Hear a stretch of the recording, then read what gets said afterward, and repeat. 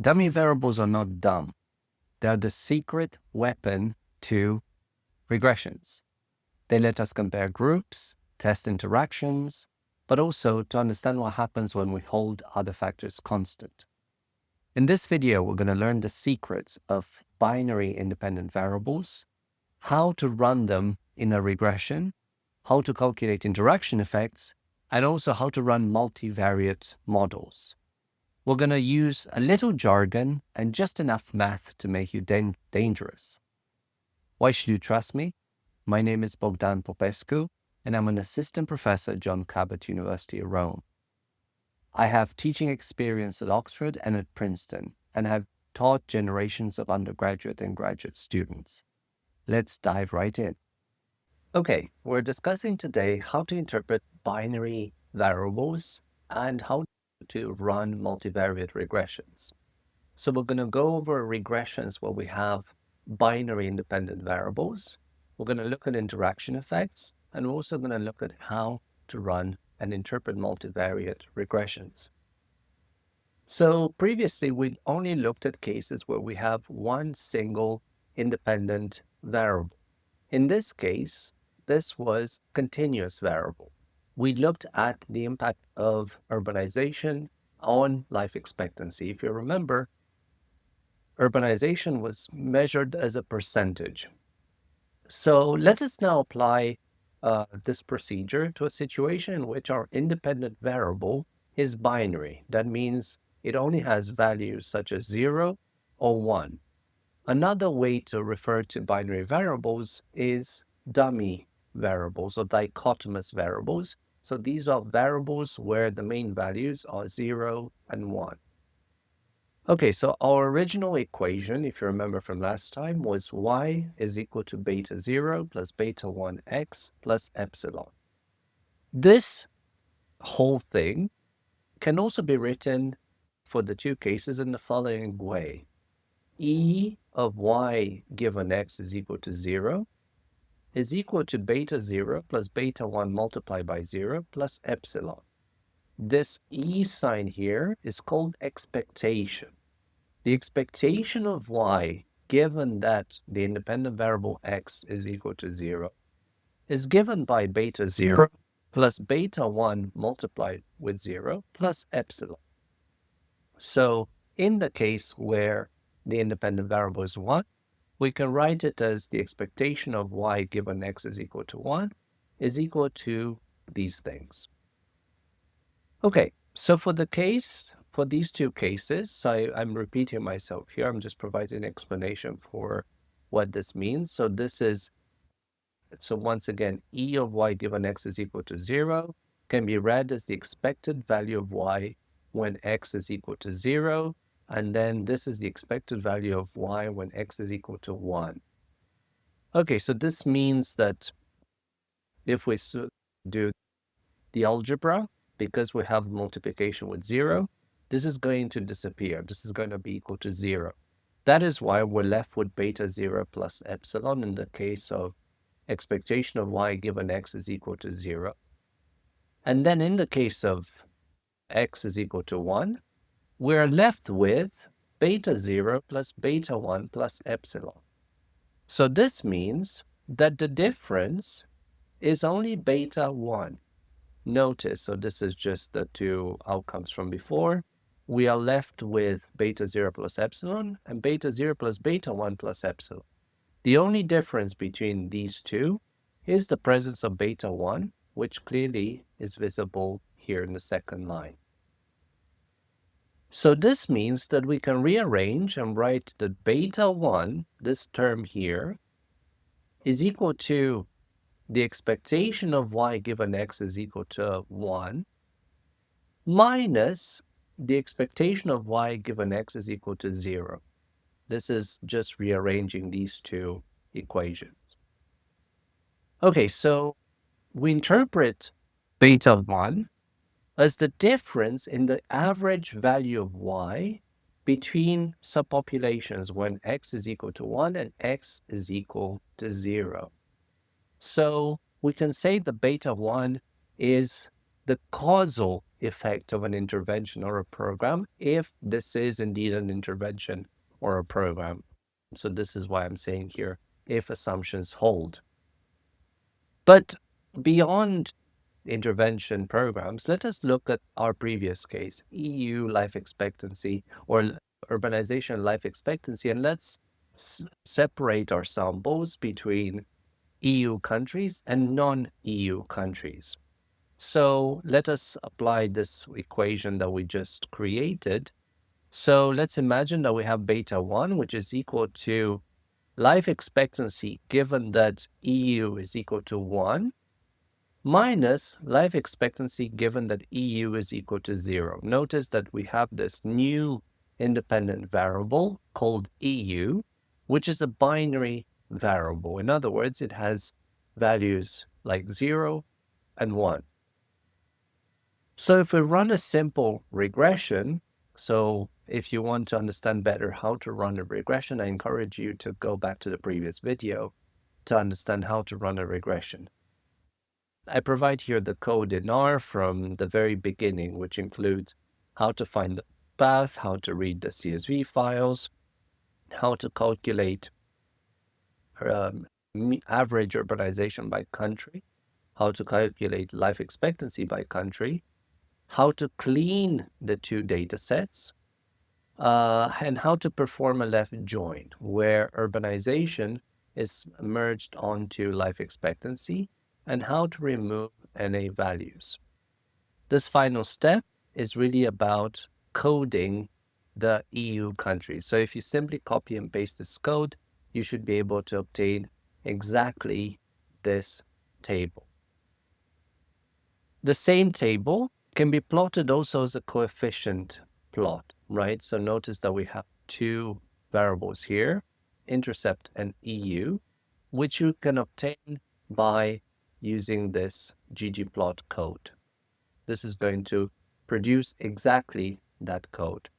Similar to the previous lecture, I am scaling these two variables, both life expectancy and EU. And the purpose of this is to make sure that the confidence intervals are visible for both variables.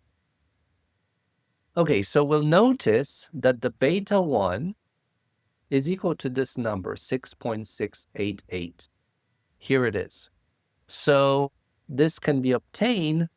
This can also be obtained if we look at the averages. So life expectancy for countries that are in the EU and life expectancy for countries that are not in the EU. The difference is going to be this number. Okay, so let us look at life expectancy in these two groups. So if we simply look at the average life expectancy, we're also looking at how many countries we have in each one of these groups. So notice that we have 27 observations or 27 countries that are in the EU, according to the way I labeled the countries, and then 187 that are not EU. This will help us to see what the regression is about, right? So on average, beta 1 could be roughly the difference between EU countries and non-EU countries. So specifically, if we look at that number, we can say that EU countries have 6.6 more years of life compared with non-EU countries. Of course, this sounds a bit awkward. The best or a superior way to interpret this is to say that life expectancy is 6.6 years higher in the EU compared to EU countries. So this difference is highly significant. It's significant at the 0.1% level. This 0.1% comes from 0. By multiplying this. So if you remember this table, this means that this is highly significant. It's significant at the 0.01%. We can also actually calculate how many years countries in the EU live on average. And we do this by adding the A or the alpha or the intercept and this difference, beta 1. So we can say that EU countries live 67.114 years approximate. So an important question here would be, what if we interacted urbanization with one of our variables? So what if we interacted EU and urbanization? And the point of this would be to understand to what extent there is an EU effect, but there's also an urbanization effect. If you watch the previous videos, you will have noticed that we looked extensively at the positive connection between urbanization and life expectancy. So countries that have higher levels of urbanization also have higher life expectancy. But what if there's an interaction between being part of the EU and urbanization? So here are the results. If we interact EU and urbanization, we see a highly statistically significant effect. Notice the 3 stars, which are indicative of an effect that's significant at the 0.01 statistical significance level. But also notice all the others being statistically significant. So how do we interpret this negative coefficient? We interpret it in the following way. So it's important to note that this negative coefficient is not the intercept for the EU countries, but rather the difference in slope for EU countries compared to others. The intercept for EU countries is 48, which was the intercept here, plus this negative number, which gives us 48.52. So the intercept for EU countries is this plus minus this number, which gives us 48.525. So this number that we just calculated is not the slope for urbanization for the EU, but rather the offset in the slope for the EU. So therefore, the slope for urbanization for EU countries is urbanization plus EU multiplied by urbanization. So this is going to be 0.223, this coefficient here, minus this 0.456, which gives us the negative 0.223. Okay, so since the slope for urbanization for the rest of the world is 0.233, this means that on average, 1 unit increase in urbanization in any country outside of the EU leads to an increase of life expectancy of 0.233 years. So by contrast, in the EU, a 1 percentage point increase in urbanization is actually connected to a decrease in life expectancy. So here's how we can represent these two groups. So the black points represent all the other countries that are not EU. The blue crosses represent the 27 countries that are within the EU.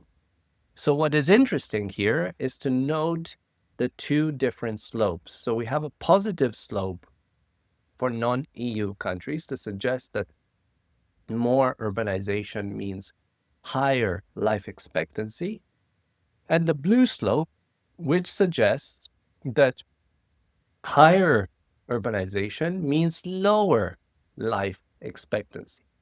So just to put the slope, the two slopes that we just calculated, we have a positive slope, 0.233. This is the black one that's reflective of the group of countries that are not in the EU.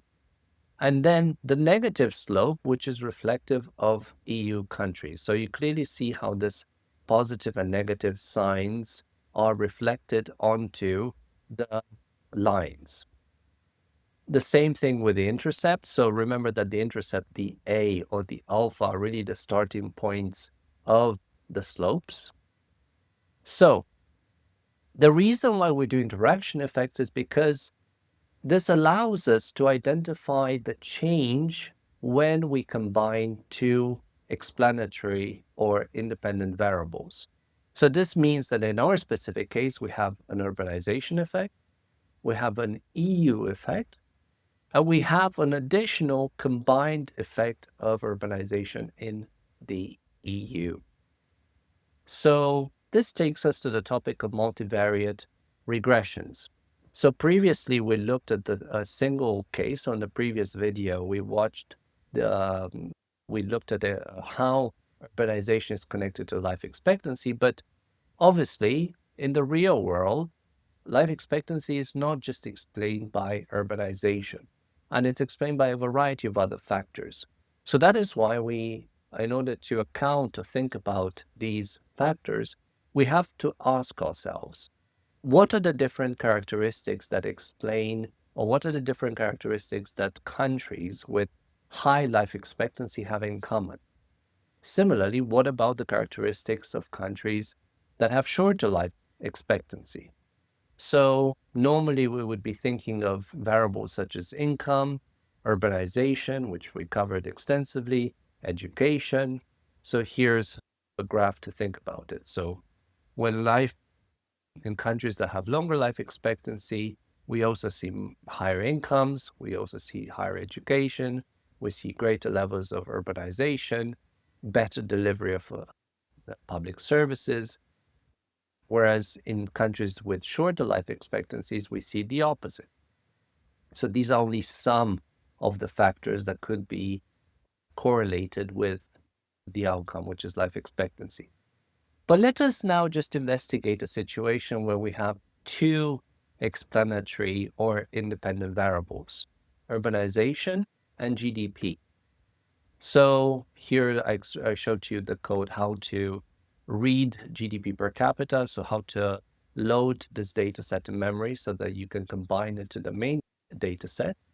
And this is how we can run a model in which we have life expectancy as an outcome of interest, we have urbanization as one independent variable, and we also have log GDP as another independent variable.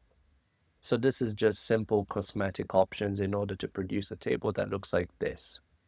So here's an interesting multivariate regression table where the DV, the dependent variable, is life expectancy, then where we have two main independent variables, urbanization and GDP. So the same result can also be displayed as a coefficient plot.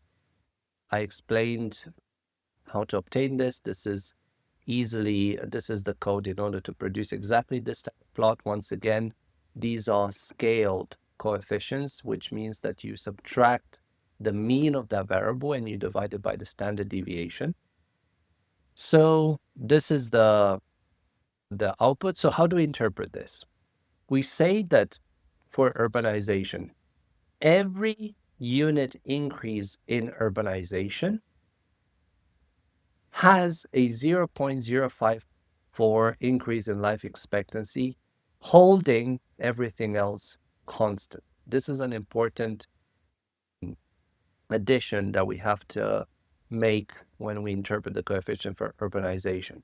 For log GDP, we interpret this as every unit increase in GDP has a 5.947 increase in life expectancy, also holding everything else constant. So by this, we mean holding urbanization constant. But notice that our independent variable, or one of our independent variables, GDP, is actually logged. So the interpretation is a bit more convoluted. So the right interpretation here is a 1% increase in GDP per capita has this effect in life expectancy. So what we do, we take this number and we divide it by 100. This is a rule when we have a logged independent variable. We have to divide that coefficient by 100. So then the interpretation is a 1% increase in GDP per capita has 0.05 results in 0.05 increase in life expectancy. Okay, the important additional characteristic of multivariate regressions is the adjusted R squared. So previously we looked at the R squared.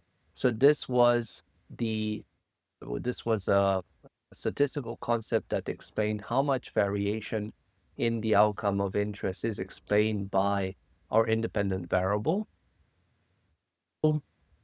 In a multivariate regression, we're not using the R squared, we're using the adjusted R squared. And the reason why we're doing this is because the R squared always increases with the addition of new independent variables.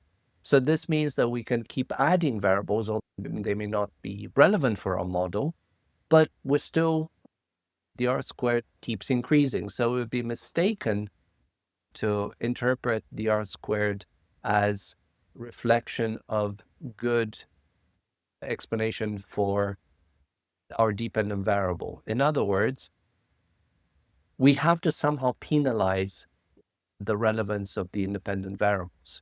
So this is exactly why I wrote here, if we're adding redundant variables, the value of R squared then does not decrease.